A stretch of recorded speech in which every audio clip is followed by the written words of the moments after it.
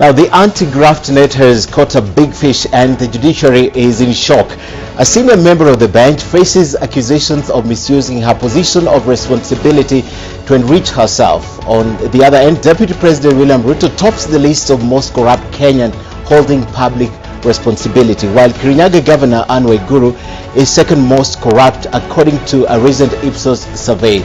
Also in the program, two IEBC commissioners walk back their resignation barely 5 months later, but those are slammed on their faces. Tonight, we are picking our battles wisely.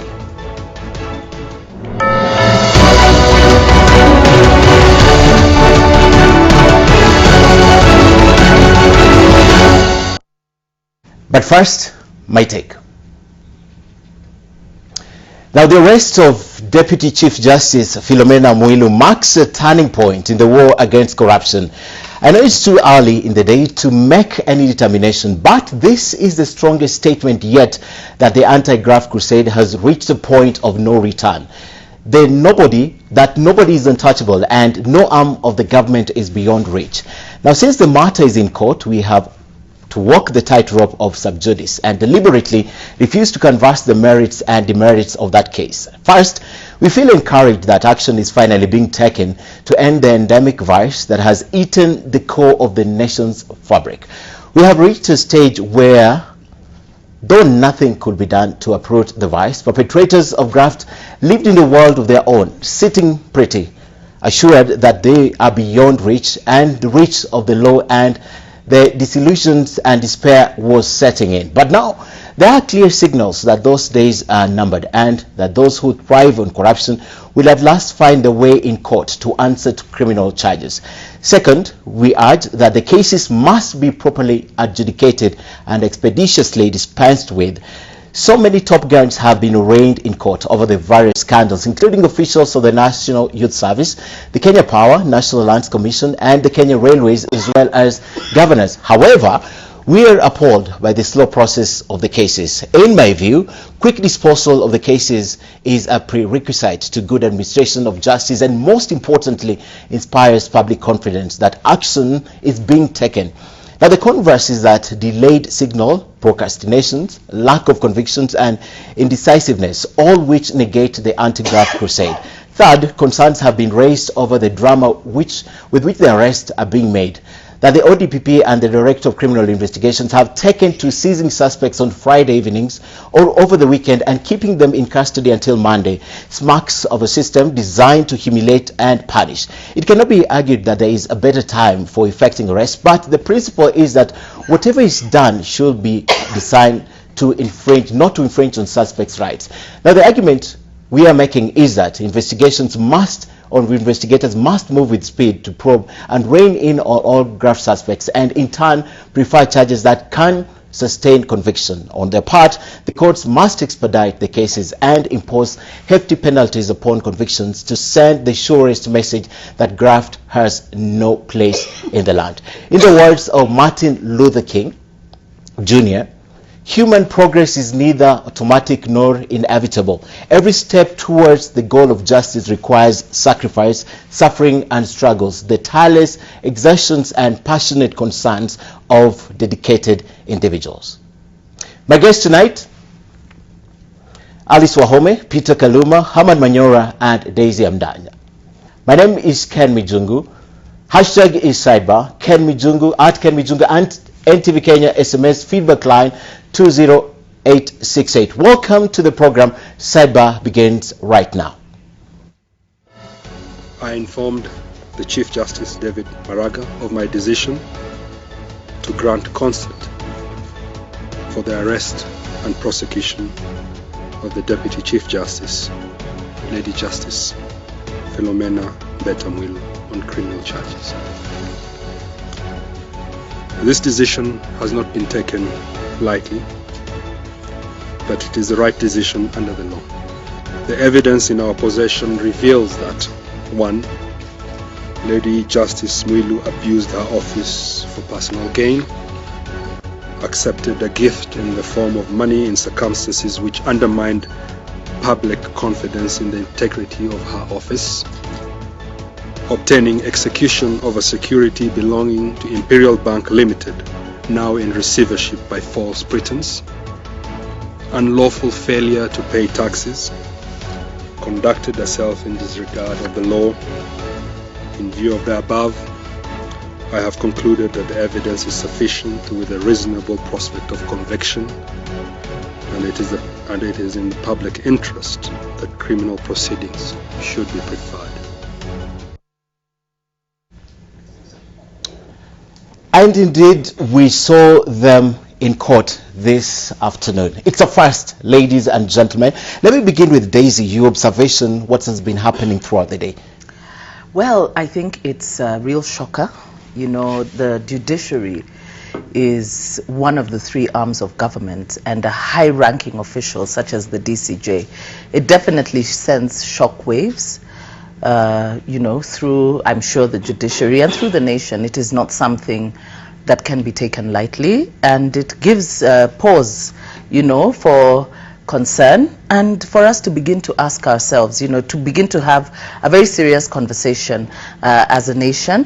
But I think listening to the DPP, he's clear that the decision has not been taken lightly, and it cannot be taken lightly, because this goes to the very heart of justice and the rule of law. So for me, I think it's also very sad. It's a sad day for me. First of all, of course, because such a high-ranking female public officer is being subjected to this. And I really hope that even as we support the fight against corruption, that it is not a selective fight, you know, that it is a fight that is seeking to establish or re-establish the rule of law in Kenya. Okay. Peter Kaluma. Ken, I've always supported the fight against corruption, and I've encouraged that we proceed in a manner that is not selective. We proceed in a manner that does not discriminate. When the message came that the DCJ was to be arrested and arraigned before court, as a member of a committee that oversees the judiciary, I got concerned, and I rushed to court. My initial instinct was to go to court to see what the issue would be. But I can tell you, seeing the charges which are to be preferred tomorrow, now that it was adjourned to tomorrow, I can now assure you I'm going to join that legal team. Okay. The reason I believe that in as much as we should fight corruption, we must also do so fairly. We must also have a case. You know, Ken, charging the Deputy Chief Justice is a world news. There must be something earth-moving. Okay. And you don't think, to date, ask anybody, even a person on the street, the reason as to why the DCJ was taken to court, despite even the press con by the Director of Public Prosecutions, nobody will tell you what the issue is. They are so vague, so frivolous. I don't know what lawyers would be having in court. I have one of them that I will ask about. That's number 3 from the statement by the DPP. Obtaining execution of a security belonging to Imperial Bank by false pretense. I don't understand it. I'll come to that. But Herman, your initial comments about the arrest is insane. I don't know if you've seen it. I've never seen it. And arraignment in court. You know, it is still too fresh. It has just happened, and what we are reading, a mixture of myth, truth, false rumors, and you can't know which is which. But my initial reaction is not a good thing. Perhaps we don't seem to understand how these things work, because you see, I have argued even here before that the Supreme Court is a national shrine. It's a shrine. It is a place we place all our faith as people. That when you and I would want to kill each other, there are people we can go to who can arbitrate between us. When we created the Supreme Court, it became now even something more of a national shrine, almost in a religious sense. So that Philomela Mwilu is supposed to be a goddess, you know, and joking, it's a goddess. These are small gods. If you've seen how societies have, like if you read Chinua Achebe, In other words, you choose among yourself people, you give certain powers that are not human to be able to arbitrate in times of difficulties or intervene between you and your creator. So there must be something like my friend here says, earth moving for you to touch a CJ. And even there, then according to me, I'm not a lawyer, looking at what comes from Haji, it makes good stuff for the removal of a CJ or a deputy CJ. Just looking at it, because I'm not a lawyer. I'm trying to fix the criminal thing in it. You see, it's like I'm fishing something. But it is something you can put before the Judicial Service Commission to remove a deputy CJ. And once you do that, then in the process of that removal, especially if you finally remove her, they will have a much sufficient evidence. Okay. Now, to go into criminal proceedings, remember now, at that time, she will not be dragging the Supreme Court to the court, an inferior court. You cannot drag the Supreme Court because that lady has not gone there alone. Okay. The entire Supreme Court is under, is it a magistrate's court? Yes, it doesn't happen like that anywhere in the world. I think it's wrong. Okay. Yeah. Alice, as a lawyer, you know, it's not seen, it's never been seen before, it's not been witnessed before, but the fact that a senior judge level of a Supreme Court was dragged and put before a magistrate's court. Yeah, okay, let me first say that I want to associate myself with the sentiments my sister Daisy has stated, that I think for women it is a sad day and it is unfortunate that a very senior female public servant who we had expectations that would deliver on this position has now found herself in the position that the lady judge has now been put into. Having said that, I want to say that we will, and we have agreed as Kenyans, that we should support the fight against impunity, against corruption, and therefore one would want to be objective in terms of the processes of bringing to justice people who may be found to have done things that are in conflict with the law. And you know, I am very careful about this particular matter because I was maybe the only registrator in the last parliament that had a petition in objection to the lady judge appointment. I'll talk about that. I'll talk about that. So yes.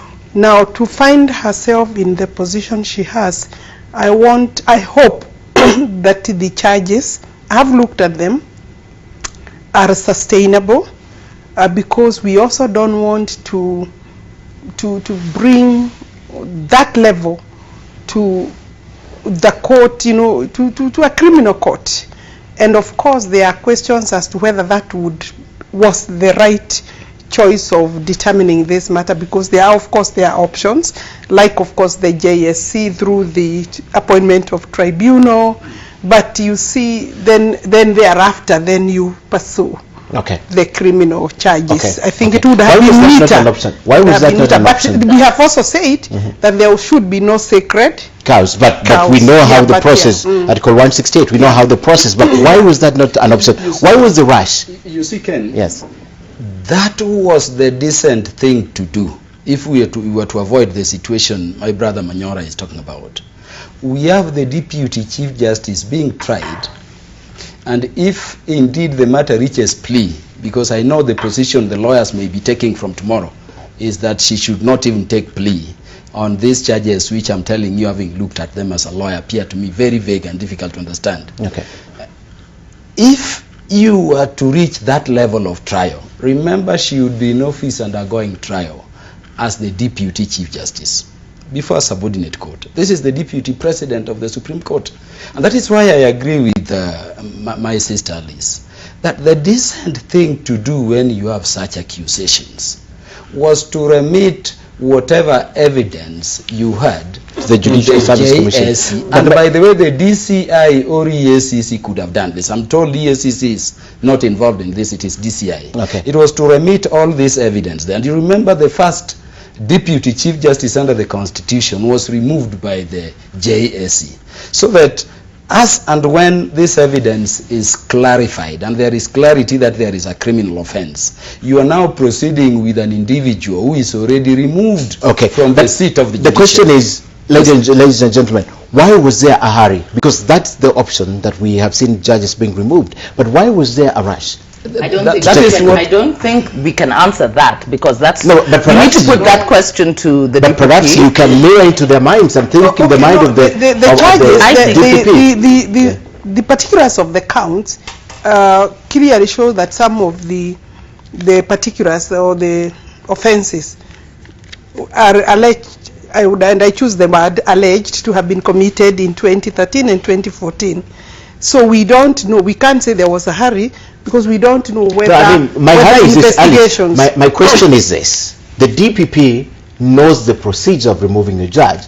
Why didn't a petition get ready, and why didn't they present it before the Judicial Service Commission? That is my question. So that we don't have a judge appearing before a magistrate. You're putting the magistrate in a very... Why? Is this because the DPP has come out as a person who fights graft and he has to go for the jugular? There could be another reason, you see. Which is the reason, that's why I'm asking. Not in terms of the speed at which these things are moving, but the adage that everybody is nobody. Okay. You know, corruption fights back. So if you bring in the mix everybody, then the whole things look like just like a joke. So that now if I'd been dragged through the courts, through the revolving doors at EACC, now I can face my children and say, see even now, you know, it's easy to take. I have a different take, and I agree with you that we should also ask ourselves, why all this? This is what we are talking about now. I think probably every media house, social media, this is what we're focusing on. We're not focusing on some other things that are happening around the world. Our president is currently in the US. He's signing, yes, he's coming back. Yeah. He has just signed a new loan. We've just entered into new debt. Okay. You know, at a time when we're facing an economic crisis. I mean, for me, I keep saying that it's possible. And I want to agree with you that there could be something else in the works to have us distracted, to chase after issues that that are very, you know, hot button issues for the moment, and not focus on some very serious issues that are happening. I actually think that could also be something, a smoke screen that we're playing, because I was shocked when I saw, you know, that the president, you know, signed us off into this debt, and we're in an economic crisis. So perhaps that could be the smoke screen to keep us busy with corruption while we continue to sink further and further into debt. Can have a thinking that is away from law. You know, Chief Justice Maraga is retiring in 2-3 years. That is one thinking around what could be happening. Could some people be playing succession, knowing as we do that if the DCJ continue to be DCJ, she would be at a vantage position to hold the position of the Chief Justice? Are some people seeking to shake, you know, the apex of the judiciary before that time comes? And to me, the question you are asking is what lends credence to the thinking that there could be some malice or extraneous issues being litigated here. Because if you have real cases, why not take them, you get this lady out, and we would support you, so that you take her there, other than as our Deputy Chief Justice. Well, so there is a possibility of succession. Something else talked of a revisit. I don't think this is the revisit. But she wasn't the only. That is yet to come. She was the only judge. Ladies and gentlemen, I'd like to come back and discuss more about that, but stay with me. When we come back, we're taking also your feedback. We'd like to know what you think of this. We're asking a question on social media at NTV Kenya, at Ken Mijungu. Respond to them. We're going to take your feedback. But first, let's take a break. We'll be back with more questions and more answers on the rest of the Deputy Justice.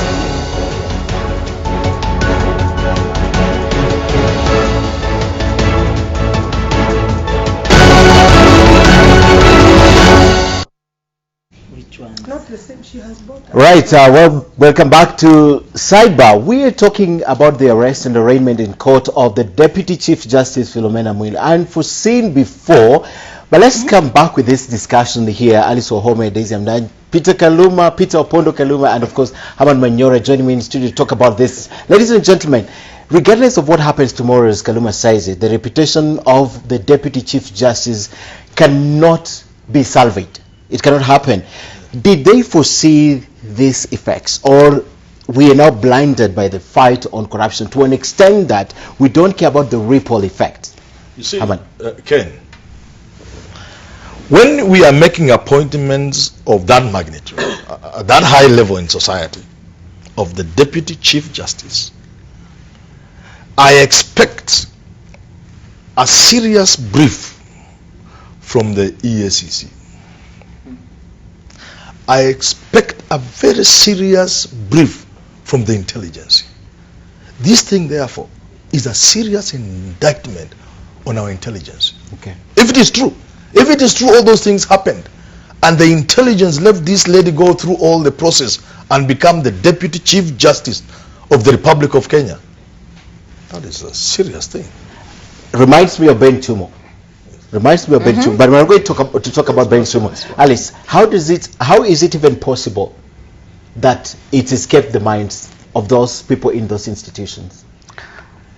You are taking me back to my petition. Yes, now I want to talk about I don't want petition. to discuss those details because my petition was actually not given a fair consideration, and I forgot about it. And personally, I think that whatever is the case, the lady judge must be given and treated with the decorum, with the respect that the office that she holds deserves, until the point where it is obvious that she's involved in this. And even then, she must be processed properly and fairly.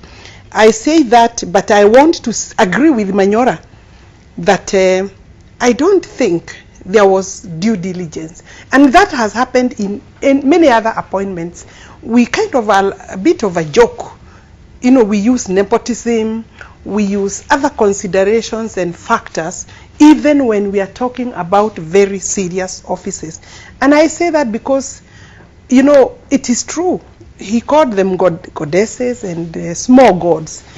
Actually, what he's trying to say is that you should be beyond reproach. By the time we are considering you for the office, an office in the Supreme Court. Okay. So therefore, it is my view that there may have been gaps, and there have been gaps in other appointments, not just that one. The DPP is very sure about the threshold of his evidence. I want to take you back, Daisy, to last week during the judges' colloquium, when the Chief Justice gave her a responsibility. When the Kibera Law Court issue came up, the judges were being bribed and extorting money from the members of public. I mean, if the Chief Justice was not briefed, if he didn't know there were investigations against the DCJ, or did he know? Because otherwise he would have not given that responsibility. And a week later, your deputy is arrested and arraigned in court. Yes, of course, I doubt that he knew. I mean, even now, I understand from news reports that he asked to be shown the evidence that was against her, that was being put against her. But it also does raise serious issues, not just about the JSC, but even the president. Because remember that the president is the final appointing authority.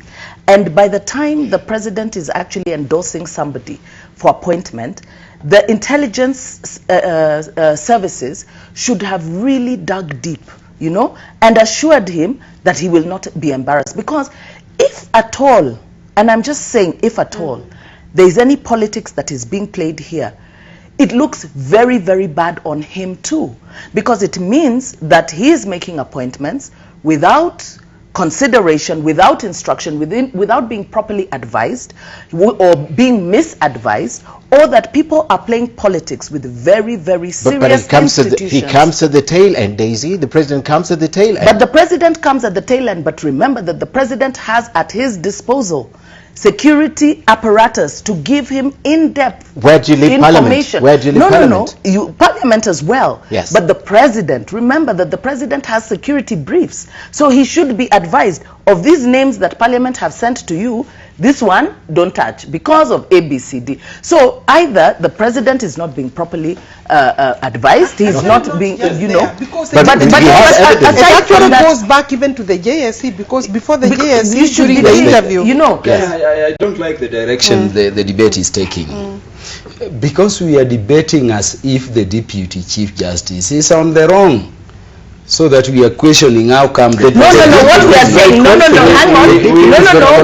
Kanuma, we are saying if at all it is true. Yes. But what I want to say also is this, is that if this is politics, remember that whoever is playing this game is playing with very critical institutions that are actually going to damage this country. So that is why, even what you say, that it has to be done with due regard to the perception that we're creating. Because right now, if these charges are found not to be able to stick, they have damaged the reputation of the DCJ, but it has also it has put a cloud over the judiciary. Okay. You know, but remember, the reputation of the DPP is also... Yes, his reputation is also on the line. Yes. And so for me, that is what I'm saying, that, you know, even as we are fighting corruption, it must be done within the confines of the law. Because the minute we start coloring outside the lines, then Peter, it's a free-for-all. I appeared before the Deputy Chief Justice when she was a judge of the High Court. I also appeared before her when she was a judge in the Court of Appeal. I've appeared before her on 3 occasions before the Supreme Court, including in the presidential petition. What I can say is that I also sat in Justice and Legal Affairs Committee, which vetted the Deputy Chief Justice. And this is why I told you I went to court. I wanted to see anything that could contradict my position that this was a competent lady, this is an incorruptible lady. And that is why I'm telling you, to date, I've never seen any. And that is why I'm telling you I'm joining the legal team tomorrow. All right. How I want us to approach it is, how do we move forward? If we have to secure the fight against corruption. I'm going to talk about that in a bit, but first, let's listen to this. Mara nyingi ametukana wakina mama. Tumefika kwa mahakama yake akapeleka wakina mama na makesi ya wakina mama vibaya.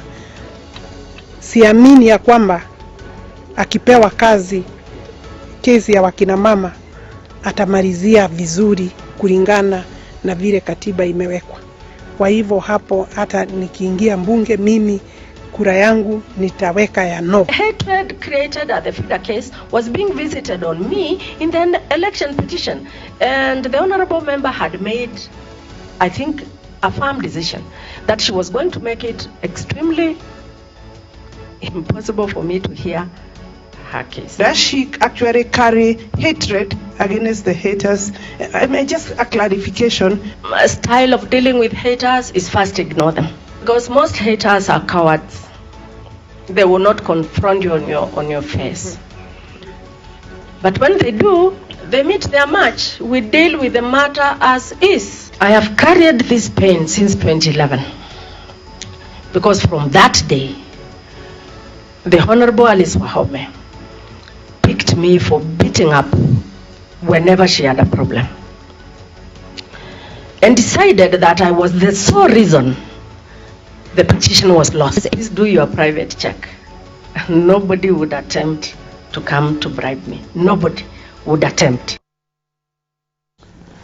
Right, and I'm glad to have Alice Wahome and Peter Kaluma, who sat during that process, and of course we covered it. But let me come to you. What did you know about her that people don't know, especially on corruption?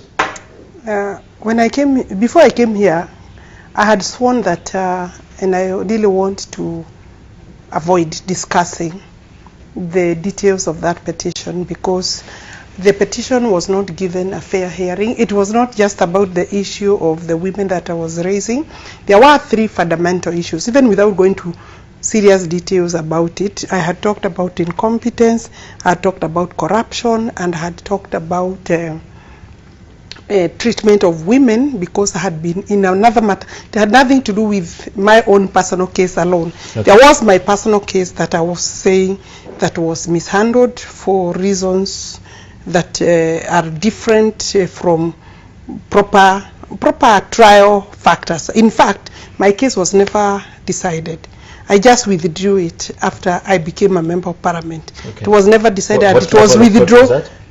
It was an election petition. Election petition. It was an election petition that stayed for more than 2 years before the Lady Justice, and I had reasons to request for recusal for 4 times, and that was declined. And I even wrote a letter even before I went to the parliamentary committee before them. He is here and he can agree that they rubbished and they did not give the petition any hearing. They didn't listen to the petition. That's the committee. I also wrote to the EACC, and you see, we are not here to discuss now those details. And have personally said that that's a matter behind us. Okay. And these are other matters now coming. Okay. And I would want myself even that the Lady Justice should be treated fairly. Okay. If for any reason these things are actually found to be true, then of course she will be treated like any other Kenyan before the law.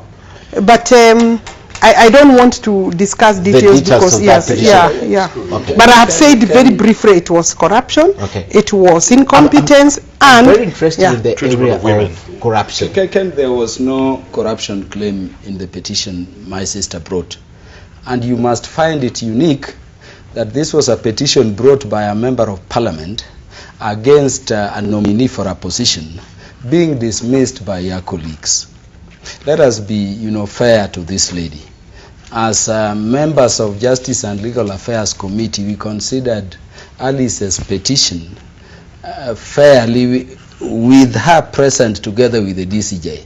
And indeed, she chose herself not even to prosecute it when we exposed what were the undercurrents. But let me tell you what was happening at that time. Let's be honest. I have just said I don't want to discuss details. You can see I'm actually struggling to speak, to get airtime to address the committee. The committee did not allocate time to the petition. But that's the matter behind Let us put the petition aside. Yes. Let us put the petition aside. There was the thinking at that time that the DCJ must come from Eastern. And so there were political moves to block this DCJ. For a judge currently in the Court of Appeal who is coming from Eastern, but Upper Eastern, that was the thing here. And Alice and others were playing their chat in that direction. That we couldn't allow. This is a judge who is one of the most competent judges we have in this country. And if today we can sit here to say, even after that Supreme Court performance, you can still say this lady is incompetent, there is something very wrong about our thinking around competence. Okay. Let us leave that behind us. Let us go to issues which matter now. Okay. Yes. But because we don't want to go to those underlying issues, which But how do you reach the conclusion that she's the most competent judge we have around? I'm not saying she's. I've not said she's the most competent, but I've said she's one of the best we have around, and that I can take oath on. Okay. Yeah. All right.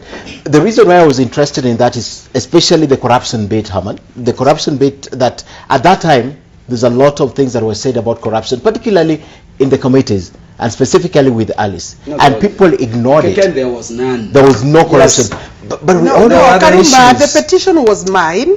Don't make me go into those details because I actually even did a letter to the EACC. Yes. Yes. And the time the EACC were coming back to me, the petition had been disregarded by Parliament. And they know. And they know it had been disregarded. Why and did you pursue it with the EACC? It's fair for us to bring this up now.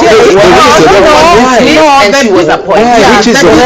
which is okay. Yeah. Daisy. My concern is at that time when we have just spoken about misadvice going to President Uhuru Kenyatta. We've just spoken about institutions that might be complicit, you know.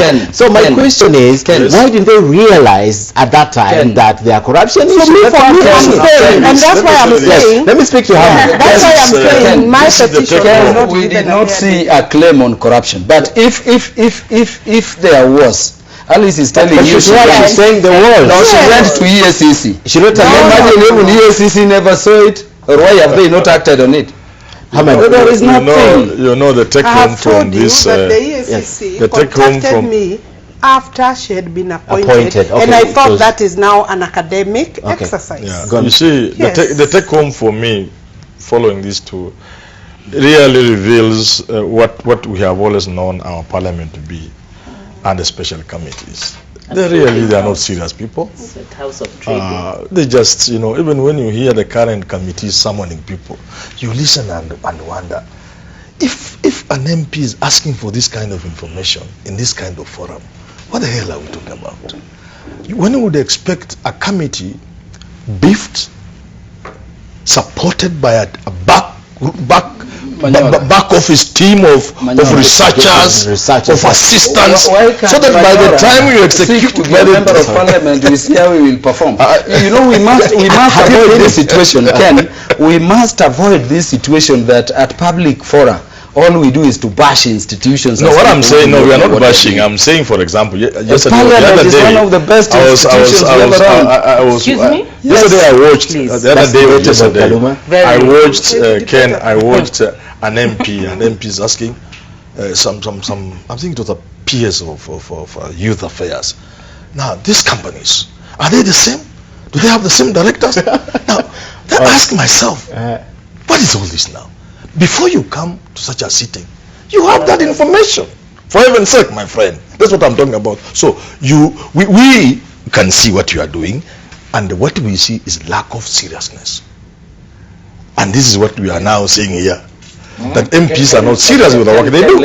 And they take 10,000 shillings. Yes. Let me tell you. It's sitting allowance and they put in the pocket and go. Let me have my last on this issue of leadership. The members of parliament we have with the level of education and the investment in education in the country, in as much as it is a mixed grill manure, it has some of the best brains. And I want us to look at the work of parliament and all institutions as institutions. Don't take individual, messes or inadequacies and use it to measure institutions. You end up discouraging those ones doing very good job for this country. Yeah, thank you. Okay. All right. I'd like to speak more about corruption. I don't want to get into the issue of Parliament and the committee. Because we should also know that the matter is before the court. We shouldn't really she's not taken plea, Alice. She has been charged. She has been charged. We can discuss, so long as we don't go to the merits. To the merits and the merits. Merits and the merits. Those charges. And like my brother, like now my brother, he has now chosen that, because also some of those issues may come before Parliament, and he's in Justice and Legal Affairs Committee with me, so I can anticipate the debate across between me and him. We trust that you do your work. But no, he can't. Once he chooses to take up representation, and there is, then he would have to declare interest. First, even if you are not a lawyer, and you look at those 5 or 6 so-called charges or allegations, whatever word you can give them, English is not our language. When you look some of them, like failing to pay some tax, then I get thinking, I thought if I don't pay taxes, even me, a small man, I have received a letter from KRA saying I owe them 2 million. So it's up to me to explain. Maybe my employer, I go with all the pay slips and stuff like that. So at what point do people pounce on you and take you to court? When we have Kenyans and not so Kenyans struggling in court with KRA over 2 billion shillings. And they're just charged. They're not taken to court. What are we talking about? All right. Gentlemen and ladies, we're coming back to continue this discussion. I'd like to talk about IEBC next, and I'd also like to talk about the IPSOS poll last week. But first, let's take a break. But let me read a few tweets, 1 or 2, because we have to take this break. Let me see what you have. Right, on Twitter, there's this Frederick Okango of Third Way Alliance said it seems that the DCJ is jinxed. Every occupant of it lives in a rather dramatic way. From you must know people, your age limit, and now the theft of public money. Right, the next. And Okango still, with the rest of DCJ, who is also a member of JC, the JC has not only been destabilized but also paralyzed. Right, and the final one, we have to take a break. Right, the final one is Jim Cage. It's no doubt that the war on graft in Kenya is political. The same camp that told us IPSOS are correct are the same people claiming that DPP's office and DCI Kenya are wrong today. So on that note, we take a break, but we're right back after a few minutes. Stay with us.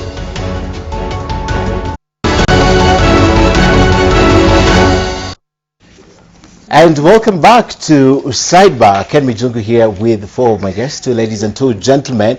Right, to conclude that discussion, the process we are talking about, Article 168 of the Constitution, fairly simple. Get the petition, take it to the Judicial Service Commission. They'll constitute a small committee to determine if the accusations or what is said about the DCJ is true or false. They'll take it back to the CJ. The CJ will then recommend to the President to form a tribunal to investigate that said judge. Then, based on the outcome of that tribunal, she'll be removed or she will stay, or he'll be removed or he will stay. A fairly easy process captured in Article 168. You can read it. But let's move on with another discussion on corruption. Last week, IPSOS released the results of the most corrupt individuals. And in the public office, Deputy President William Ruto at 33%, I think, and followed closely by Kirinyaga Governor Anne Waiguru at 31%. Let's listen to this first. Hawa mnaona wanazunguka kwa magazeti, wamejaza maneno porojo ya ufisadi kwa magazeti, wamejaza story ma headline kwa magazeti. Hawa watu mimi nataka niwaeleze, wakimalizana na kuandika headline na opinion poll ya bure, tukutane kwa wananchi. Naweza ambao wache siasa, lakini unapigwa na siasa. Na ukipigwa na siasa lazima urudisha na nini? Na siasa. Kwa sababu huwezi rudisha na uteknokrasia ama tuanze kuongea maneno mengine.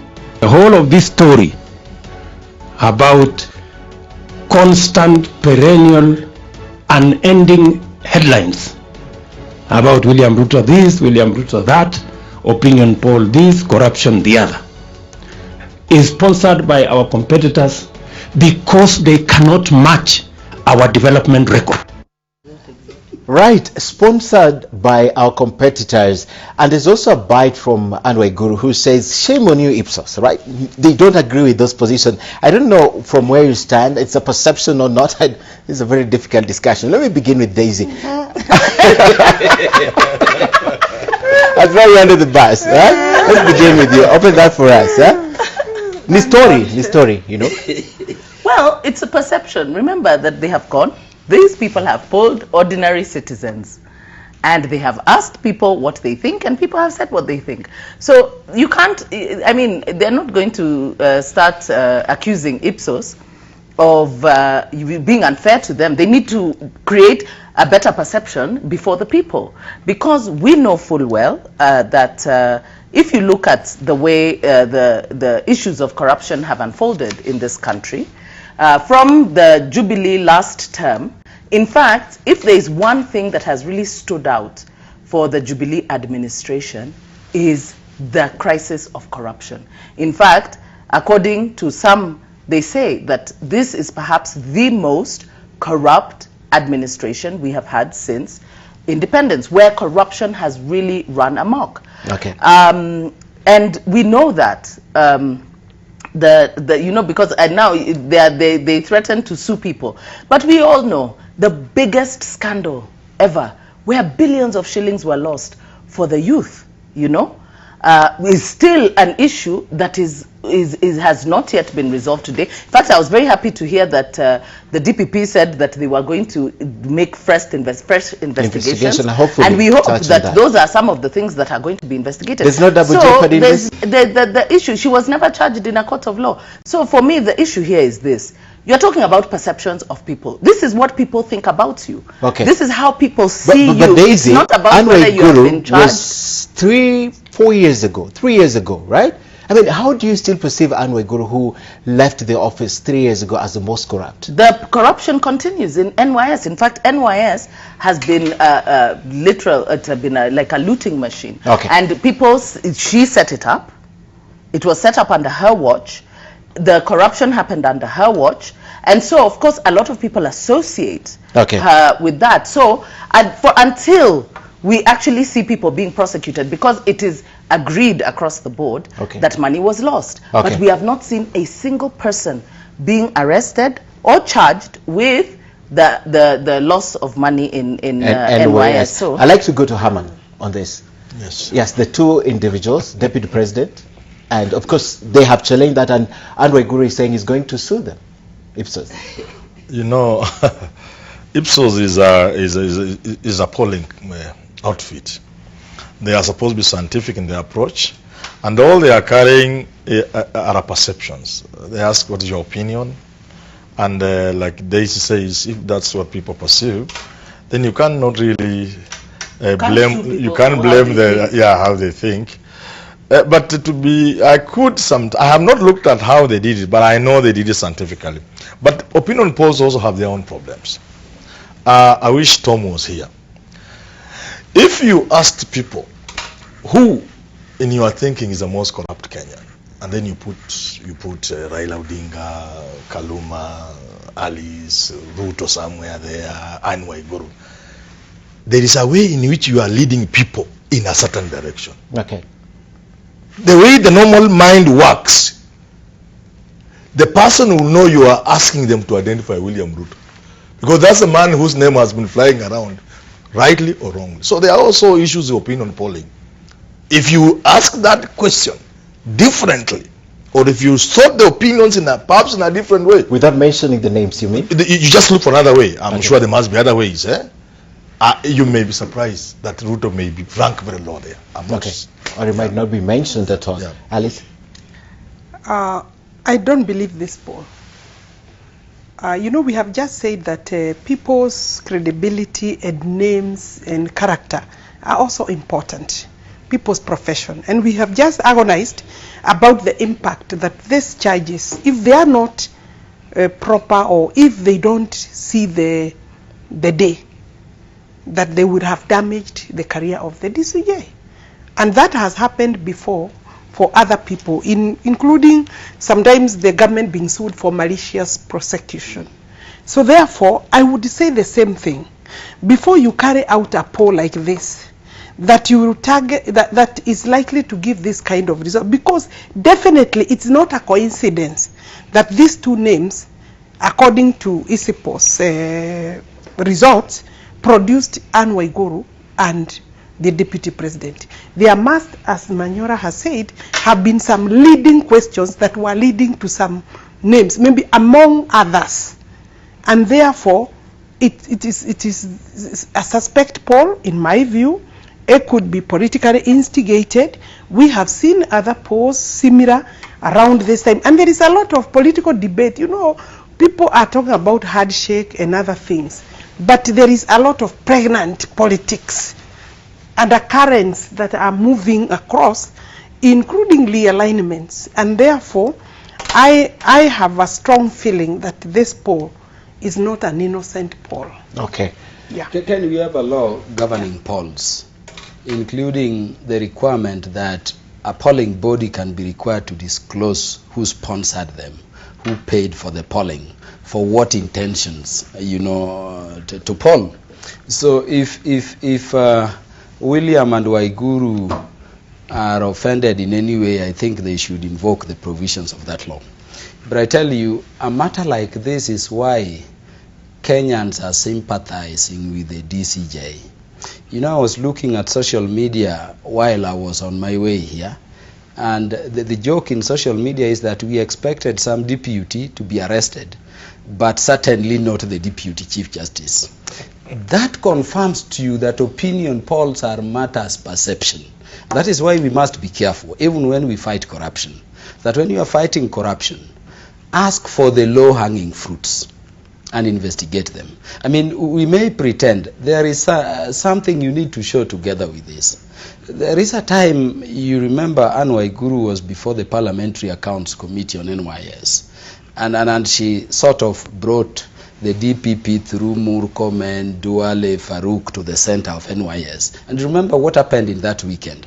Can you remember the weekend the deputy president was saying Anne Waiguru cannot be catwalking, yet they were carrying money with bags with that other lady, I don't know what her name is. How can the deputy president be now standing with Waiguru, as we see now, saying they are clean? You know, we want the bodies that undergird the fight against corruption in this country, you know, to go to the issues which have been patent in our faces, so that really we can, you know, be sure they are proceeding in good faith, and that there are no extraneous issues or selectivity in the processes. One of the things that the governor said is that they will join hands with William Ruto. In fact, he said, don't look far for your deputy here. We'll join hands. Something that happened to the ICC. But perhaps the reason why perhaps the reason why the deputy president is confident in saying that because Anne Waiguru was not found guilty, or she was never taken to court.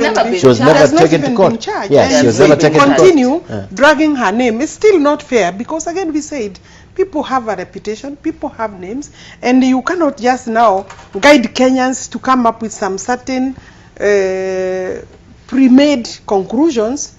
So, because Lily, but there were several names. Yes, there were several. There were several names. Why 10, 5 names? Why would they pick 2? The other thing is, of course, this kind of thing doesn't make people happy. But remember, you're a public officer.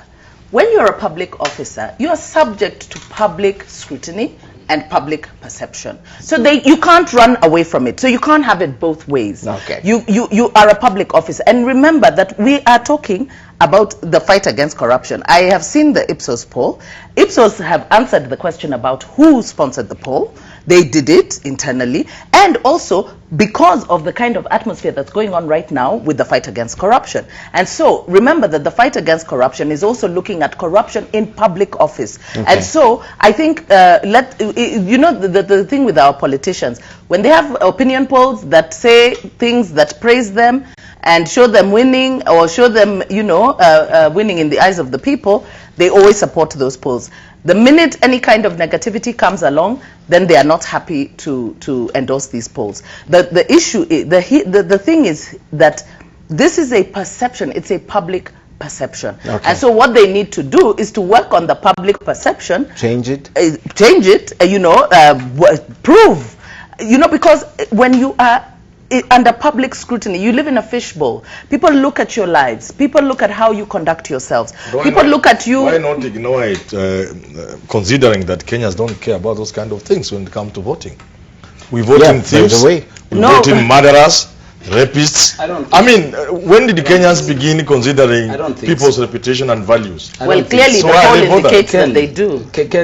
But a much more serious thing I wanted to say, Ken, was, you see, I am a little perturbed that Ruto would be thinking some people, and I think really they mean Raila and his team and Kaluma here.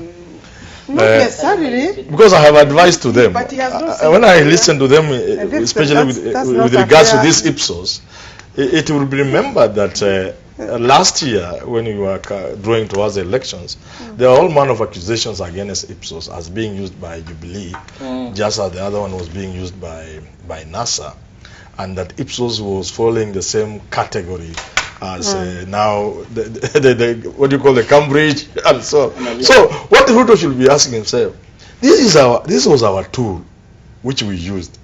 Who can now turn that tool against me? It can't be Raila. It can't be Raila. That's the worry. It can't be Raila. So he should be careful, because people are reading it. For me, the point is very simple. The appearance that there could be selective application of the law destroys public confidence in the fight against corruption more than anything else. In fact, as Alice rightly says, where you have a situation where, for instance, a person is charged wrongly and is prosecuted, that person ends up being paid by the taxpayers, all the Kenyan public, by the state. You know, For the first time under the new constitution, Manyora, Yes. the salary of all public officers and state officers are gazetted. You don't need to go far if you want to confirm whether Kaluma is corrupt or not. Manyora, let me tell you, contrary to your thinking, my net pay as a member of parliament is 400,000. I don't know where those millions you keep. It is 421,000, I think so. Plus allowances? What allowances? At least it is true, isn't it? We don't talk because of salaries. It is 600. Never talk of net. It is 600. Because net takes into consideration isn't it? Your commitments, your loans, your other things. Salary is 400. Salary. I'm talking about with allowance. Salary is 400. The member of parliament's pay is 621,000. Those are including allowances and whatever. 400 and something. Yeah, it's 400. So if you want to confirm whether Kaluma is corrupt or not, look at his expenditures against his other obligations as loans to what he earns. And I can tell you, these people telling you they are not corrupt. I mean, just take a trip with the deputy president over a weekend. And you see the expenditure but you cannot, against his gazetted conclude. pay. And you see there is a problem somewhere. So what I'm saying is that we need a law on lifestyle audit. And we deal but you know, with them. Ken, he's making very dangerous statements allegations, here. yes. Allegations that if you accompany the DP, and because he's going to give $1 million or 500,000 in a Harambe, that is a conclusion that they are corrupt. What about when? I think you should look at his statement wholesome. No, but what about when you accompany Raila? That is not what I've said. Or when I mean, Ken, he's spending similar amount. Ken, if you want $1 million. And we haven't seen him in any business. And in a month you are doing a Rambes in which you are giving over 40 million against any other business you are doing. You want to tell me you are not corrupt? There is a problem. You know, we want lifestyle audit, and we deal with these matters at once. You know, I agree. The lifestyle audit. Ken, I've said here many times. That one I've said that we are led by corrupt people. All these leaders are corrupt, and they are all basically thieves. So maybe one leader is trying to prove another one is a bigger thief, but basically all these people are thieves. If you look at, if you look at, you see, it's the same allegation. I say, for example, even these judges, even you say Philomela Mwilu, if you look at even these judges, somebody stays in Karen, he takes their children to London. Look here.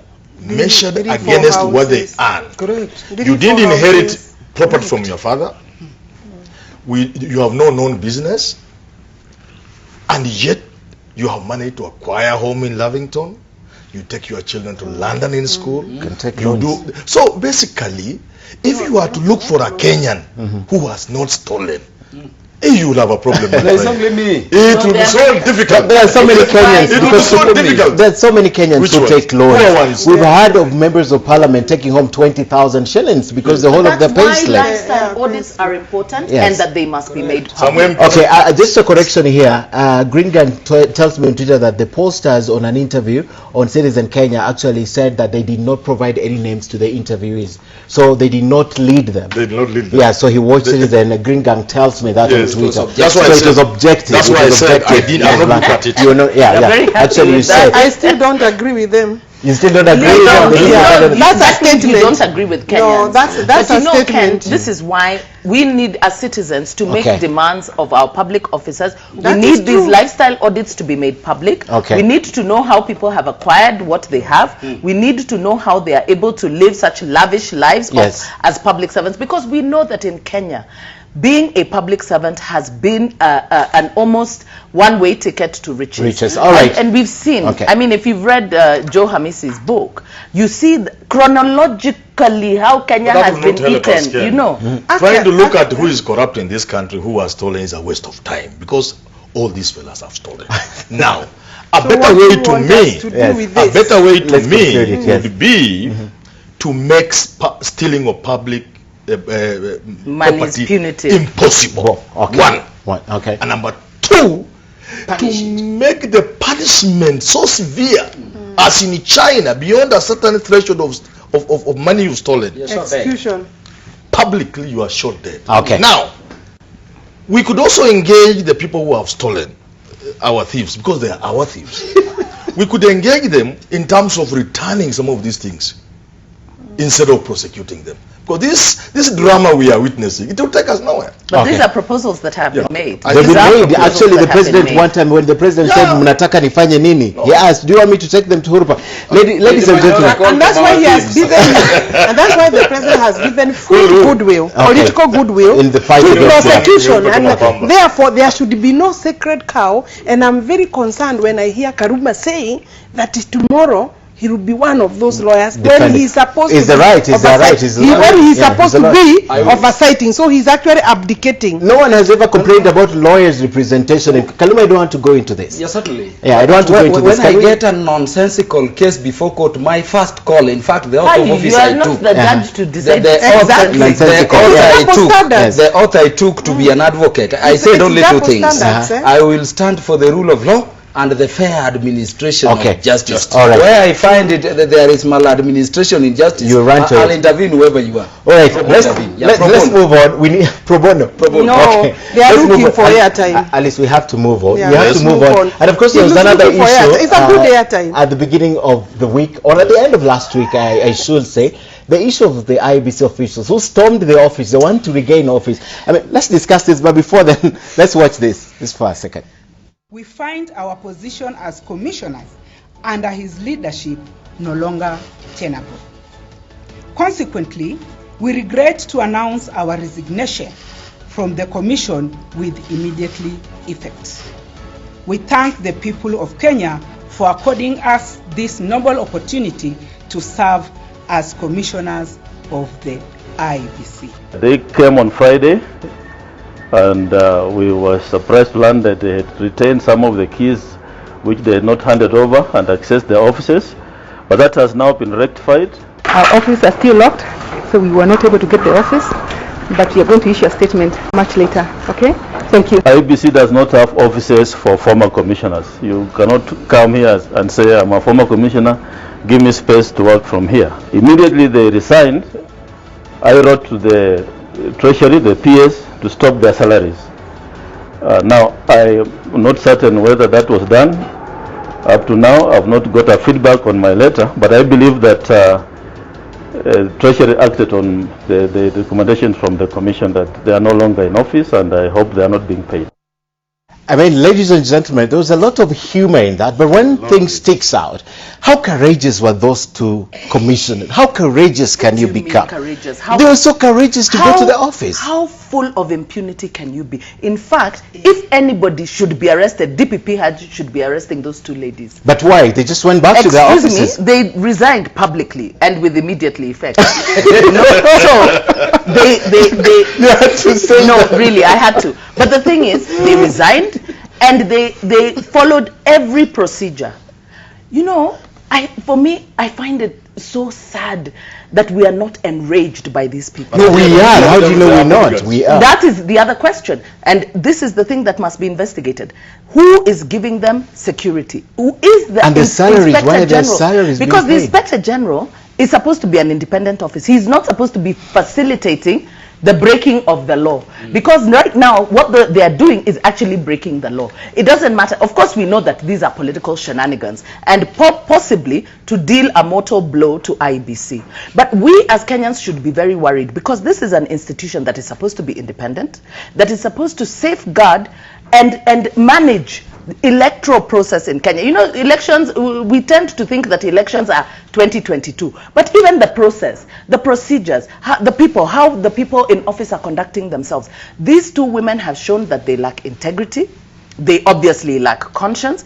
You know, for me, I'm just so sad that under the Jubilee administration, women in public office have been so notorious, you know, and it is, for me, it's so sad. You know, Kurgat was also one of the commissioners. But he didn't appear there. Yes. These women are conducting themselves. He said he was going also.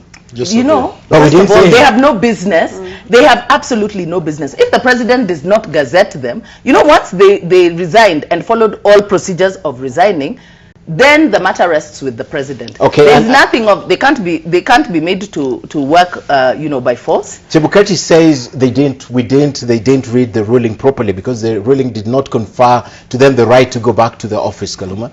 You see, these people resigned in public, and in that press address, if you look at Stanley, I attended that they press indicated they had dispatched a letter to the president. They went beyond that and cleared and filled clearance forms with IEBC. You remember then there was a case taken to the High Court. Was it by Okia Mtata? Yes. But we should give him an honorary degree in public interest litigation, if not in law. And these people swore affidavits, two great ladies, having resigned with immediate effect, swore affidavits deposing to the fact that they had resigned, and they did not enter that. They said they have dispatched the resignation letter to the president. What the president then does as the appointing authority is not their business. They have severed their relationship with the commission, and this can only be impunity. In fact, for us in Justice and Legal Affairs, I think we are watching this, but we don't want to be drawn into it. Because it is some bad joke. You will not even want to listen. No, I can't meet them. You know, me, like everybody else, well, I'm a little mad, but at least I understand what's going on. And Kenyans, Ken, when you look at these people here, do you see a commissioner? Are these people you can entrust the life of a nation? Can you entrust the life of a nation in the hands of these kind of people? Just by looking at them. You just see them. It is the best you could afford for a commission. When you look at this commission and go back even to Kivuitu, before he messed at the very end and now you know he was unwell. Even Chesoni, a Moi appointee. Isaac Hassan, much more recently. This is too bad for a country. We must, as a country, learn to be serious. You cannot entrust something like IEBC, which is a matter of life and death, in the hands of these kind of fellows. Just by looking at them. All of them? Surely, by just looking at them. All of them? Of course, by looking at them.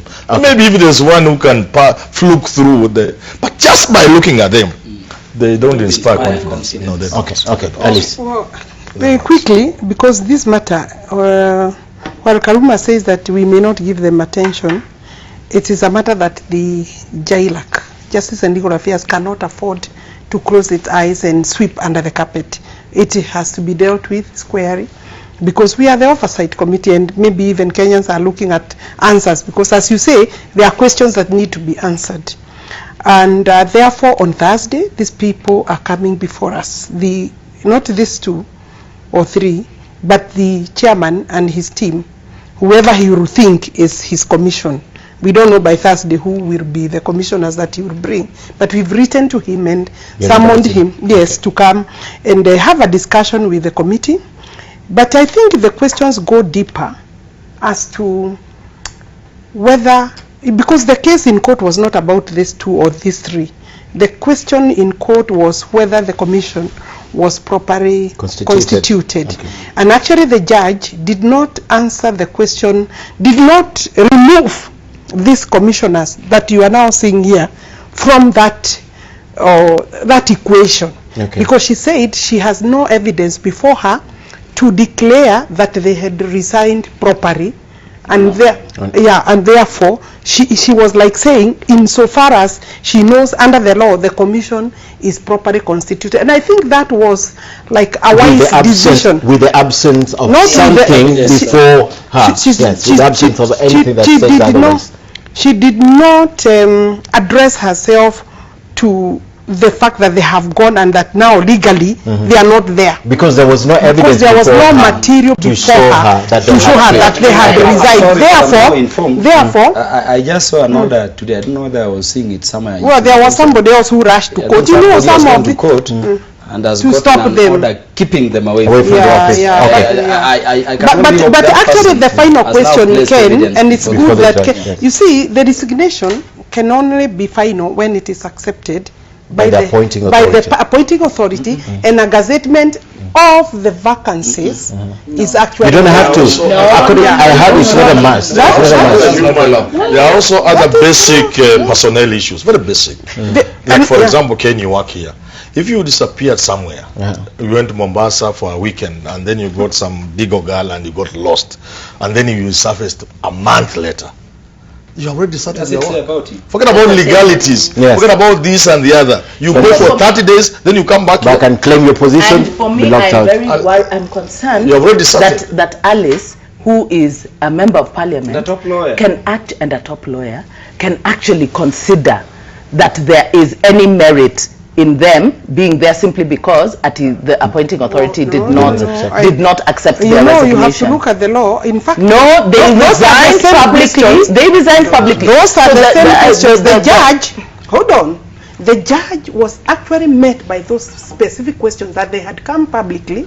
But to say, said that the judge did not have information before her. No, and the judge had the same information. The law that requires that the president gazette within 14 days. So he has not gazetted for 4 months. So the error is on the part of the president, not on the part of the commissioner. Don't be emotional about these things. So I'm not being emotional. The way the gazettement, they may have absconded office and duty, but the completion of their resignation has to be completed through the gazettement of that. And can you answer what the scenario that Haman has just given us? But also more crucial that actually we don't even have also a CEO, and the chairman is actually also acting. So is that a justification? No, not for them. Yes. That the question that he raised regarding all these commissioners, and that now the CEO is acting as the CEO. I think I think we also need to remember why they resigned. They resigned, in protest of the audit report that had been commissioned, and the suspension of the CEO. The audit report, which has now brought results to show that there has been significant corruption. Alice, I'm coming to you, that you're seeing here. Yes.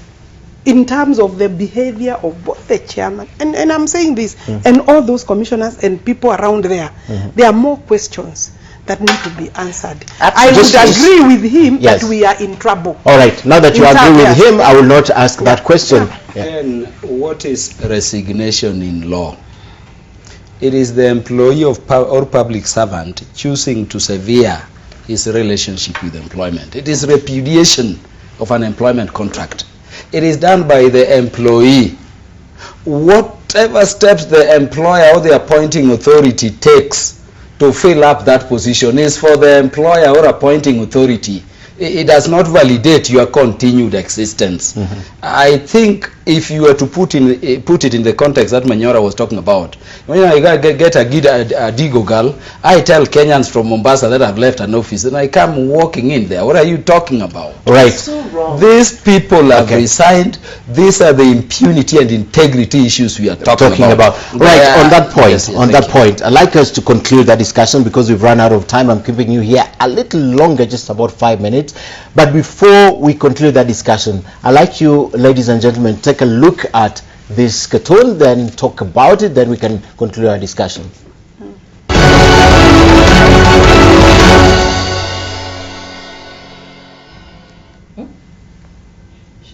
Right, that's Donald Trump, the president of the most powerful nation, on top of a lot of African countries. You remember he said shithole countries. He's on top of them. President Uhuru Kenyatta there shaking hands with Donald Trump. He texts, he's tweeting, and behind there the baby is actually written the Big Four agenda, following Uhuru wherever he goes. So the fact that he's standing on top of Africans, Uhuru Kenyatta still shaking his hand, and we have that. Manyora is the best at it. As the interpretation, yes. You know, I have really talked extensively about this tour. You see, our relationship with our big brothers, America and the rest of these people, it really is bad. There is nothing you can get out of that relationship. You see, Trump, what is he doing? He doesn't even know who is there, and look at where he's standing. I mean, he's saying, this just says we are useless people. We shouldn't even be relating with this kind of people. Because if you look at even the concessions and the deals that were signed, you just feel pity that you are an African. We wasted, in other words, you think we wasted time with this? Big time. Because what America is doing is trying to get the best out of us as we get absolutely nothing. Even simple things, which is my pet subject. We subject Kenyans to the most inhuman stuff, buying second-hand bras and pants, and you know that kind of thing. You go to Gikomba, you see the kind of second-hand things Kenyans are buying and using, and yet when we wanted to get rid of them, or at the very most least increase taxation to bring down the second-hand importation of these clothes, so that we can grow our industries, so that our young men and women can get jobs. Uncle Sam stood and said, try. The East African countries, only Rwanda did it, and out of the window the AGOA opportunities were thrown out. You can see what America is. That's what it is. You have no voice. You let them exploit you. They come to build a road for you. You know, they're not building it for us, are they? A road from Mombasa to Nairobi, when we have an existing road that we just did the other day, when we have SGR, and we are going to spend about 400 billion. They're signing an extended debt with China. The same America that the other day sanctioned the sale to Kenya of planes that are used to spray crops to be converted into military planes. I know. You know, but for me this calls to question the role of Parliament, because Parliament is supposed to be the representatives of the people, and they should be able to look into these agreements that our president or our foreign ministers go to sign, and what benefit it has for the people, and they should be able to stand up against this. And I think Parliament are not playing their role. I am very concerned, by the way, about what this trip, what the president is coming back with this trip, added you know, debt, and yet already we're in a very precarious situation, and we're not hearing anything coming out of the executive by way of incentivizing local production, local manufacturing. You know, we're giving incentives to foreign direct investors. We are taking loans for them to build for us you know, development projects that we're not very sure how they're going to benefit us. Kaluma. I think we have a problem. Colonialism socialized us to see ourselves as inferior and the West as superior, not knowing that their business with Africa, you know, throughout has been exploitation. In fact, we are the ones feeding the West with resources and everything. And this is why I like the stance by the president of Tanzania, Magufuli. Magufuli says, I have no business going to Britain or wherever. I have a more beautiful country. If I have to interact with them, I have a foreign affairs minister. That is the attitude we need to begin, so that we can see the resources we have in Kenya are sufficient and we start using them. Look at the amount of land the white man who colonized us how many years ago on against indigenous people in this country. People who should be 10th grade Mzungu are living like they are lording it over us. And we go begging, we are entangling ourselves with the necessary debts. The resources we have in this country, this beautiful nation can move us forward. I think I agree there is need for a mindset change or an attitudinal change in the leadership to see how best we can exploit our nation to grow instead of relying on this exploitative. At least you have something on the cartoon? I think that this is a cartoon trying to rubbish the visit by the head of state to the United States of America. I don't want to agree that the trip was inconsequential to the country, because obviously Kenya, like all countries, are really not going to live in isolation. There are so many other things that we are actually doing. And therefore, if we'll say that visiting now is, because that shit was not just about Kenya, I think it was about Africa. So, it is possible that we already have things that are ongoing right now. There is a relationship, and severing it is not really like saying today we are not going to deal with America. I think it is ensuring that that relationship is beneficial and work on it to both parties and work on it. So I think the visit cannot be for. What do you remember from the visit that strikes your mind? We are waiting for him to come. He will roll out. Right. You know, we are looking for money for the Big Four. I mean, she talked about the Big Four, and I think there is something good about the Big Four. You know, the Big Four is a small baby. Obviously, it is 1 year old. Yeah, we need money for the 1 year old. I'd like to conclude this discussion, ladies and gentlemen, by giving you 30 seconds. We are completely out of time. in terms of everything we have discussed, especially moving forward? I'll begin with Daisy and I'll finish with Alice. I think Kenya is at a time where we have to have a national conversation about what kind of country we want for ourselves, what kind of leadership we want, how we want to move forward. We've had a false start on this national dialogue, but I think it's time that people started talking, and talking very seriously, because we have serious issues. We support the fight against corruption, but we want it to be done within the confines of the law. Okay. And I think that seriously, as Kenyans, we are in a precarious situation. We need to become serious about how this state is administered and what benefit there is to each and every one of us as Kenyans. Okay.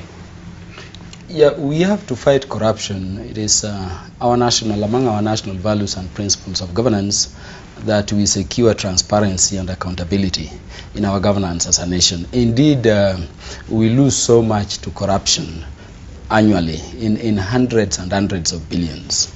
But we must also remind ourselves that all bad things in every society done by people in office are done in the name of public good.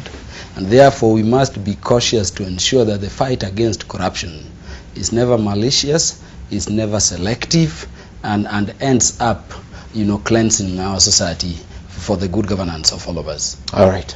Mine is to, in connection with corruption, which is actually theft, mine is to the President of the Republic of Kenya and to his team that is fighting corruption, the DPP, the Halaki work of ESCC, DCIO.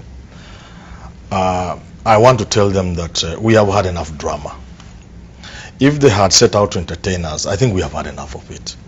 So either they give us some tangible results, okay? Let's see people, because there are people whose cases are open and closed. People who have owned up to receiving money from the public in tens of millions for nothing delivered, and they use the money. So these are people, we want to see some people inside committee. If they are not willing to do that, then let them stop the drama. Okay. And especially trying to mix big corruption fights with small little things. Fishing, somebody didn't pay their tax. Somebody behaved in a manner that, I don't want that. I want to see people who have stolen, okay, being dealt with. And not these people who on the face of it appear really just innocent people. And finally, I want to encourage the President and the team that is now put together, because there is a multi-agency team to work on the corruption cases, but Kenyans must be prepared, because this fight will touch many people.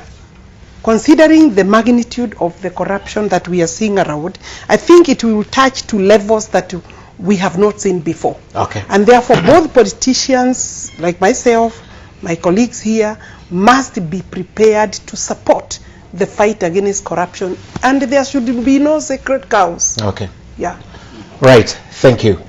Before I say thank you, let's do this. Finally, tonight we take a look back at allegations touching on the judiciary. Now, the year is 2003. The month is October. Now, this is the year Aaron Ringero, Justice Tribunal, saw the biggest purge in the judiciary. This was also the time the judiciary suffered the biggest credibility crisis. Now, several judges and magistrates were forced to step down, retire, or face the tribunal. In total, more than 80 judges were put on the spot. Among them, 6 Court of Appeal and 17 High Court judges were in the final list of shame. Now, 7 of the 23 judges named in the Ringero report list of shame asked for early retirement rather than resign to avoid investigations by the disciplinary tribunal, which was also a soft landing to ensure they still receive the full retirement benefits. Now, the judges include 5 of the 6 suspended appeal court judges and the 2 from the High Court, Judges Richard Kwach, Efiowar, and Marja Ole Kaiwa. Amirtal Shah and Abdul Laka chose to retire. Some of them were questioned by the police ahead of the tribunal and faced criminal charges. Among those who decided to face the tribunal and came out victorious is Justice Philip Pwaki. Let's talk about Philip Pwaki. He later headed a tribunal on the post-election violence that took the list of 6 to the Hague. That's the Ocampo 6. Now, Ringero later became the director of the Kenya Anti-Corruption Commission 5 years later, 2008, ironically, after making the famous Big Fish small fish comments at the defunct Kasa, he left without frying any big fish unceremoniously. Now today, the country is witnessing one of the greatest spectacles out of the history or in our history. The DPP has taken up its position and the DCI is firmly behind him. So far, the culprits cannot be counted on one hand. They are above 5. The question, however, remains, how far can he take this war? A good place to end tonight. And thank you for watching our program. And thank you to my guests here for coming and sharing with us. I've kept you a little bit longer, but I'm grateful, Daisy, Peter, and Liz and Herman. Thank you very much for coming. And thank you to my crew right here. And good night. Let's do this again next week on Tuesday. We're sorry for not reading your feedback, but we're still online even as we go off air. Good night.